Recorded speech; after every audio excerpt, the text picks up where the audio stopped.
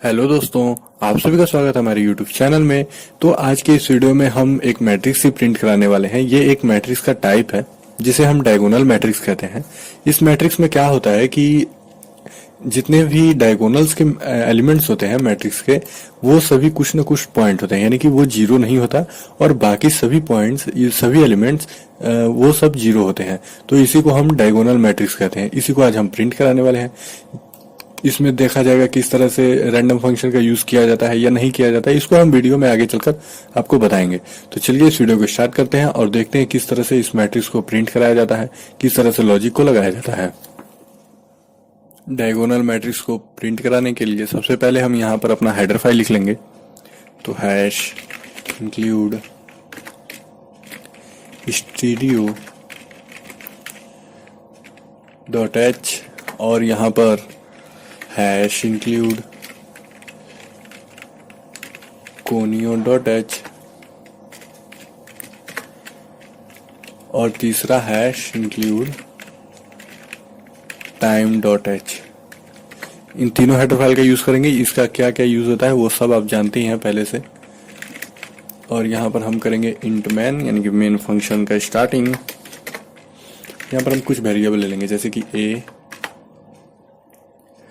B C. 3 variable काफ़ी है। आगे चलकर और वेरिएबल लेने का अगर यूज़ होगा तो और वेरिएबल ले लिया जाएगा, लेकिन अभी के लिए इतना ही। a इज इक्वल टू 1 और a लेस देन और इक्वल टू 3।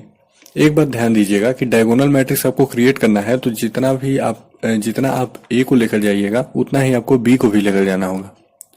इसका क्या मतलब है तो आगे आप बताते हैं। यहाँ भी हम फॉर लूप स्टार्ट करेंगे। b is equal to 1, b less than और इक्वल टू 3।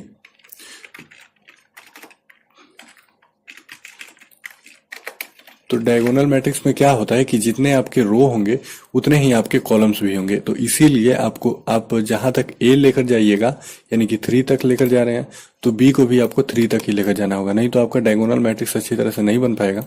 उसकी रो और कॉलम्स कम ज्यादा होने के कारण आपके डायगोनल सही से नहीं आ पाएंगे। तो इसीलिए आपको इस बात का ध्यान देना है कि जितना आप a को लेकर जा रहे हैं उतना ही आपको b को भी लेकर जाना होगा। फिर उसके बाद हमें यहाँ पर इफ कंडीशन का यूज करके डायगोनल्स पर वैल्यू को रखने के लिए कुछ करना होगा। तो a is equal to b, यानी कि जब a b के बराबर हो जाए तब क्या होगा, हम c पर रैंडम फंक्शन का यूज करके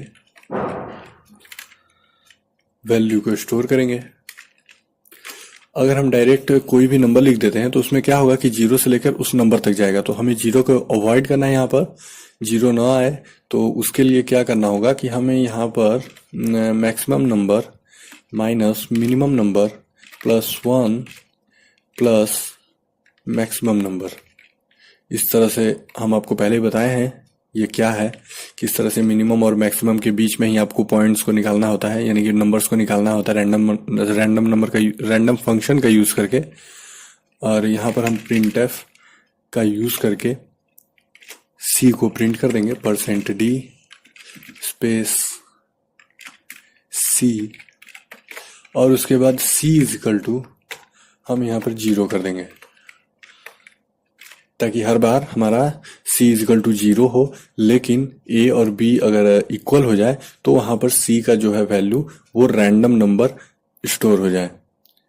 और यहाँ पर हम प्रिंट एफ लगाकर \n का यूज कर लेते हैं।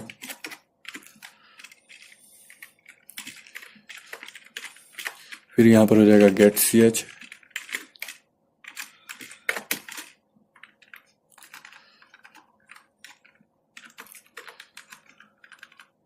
और यहाँ पर रिटर्न,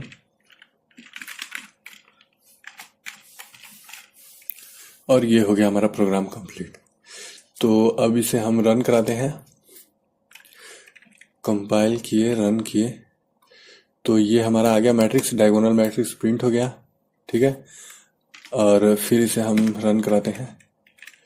फिर इसे हम रन कराए तो फिर से वही वैल्यू आ गया। तो इसका ये बार बार एक ही वैल्यू क्यों देगा वो तो आपको पता ही है, क्योंकि हम यहाँ पर srand फंक्शन का यूज नहीं किया है। तो बार बार चेंज वैल्यू को चेंज करने के लिए srand फंक्शन का यूज करेंगे।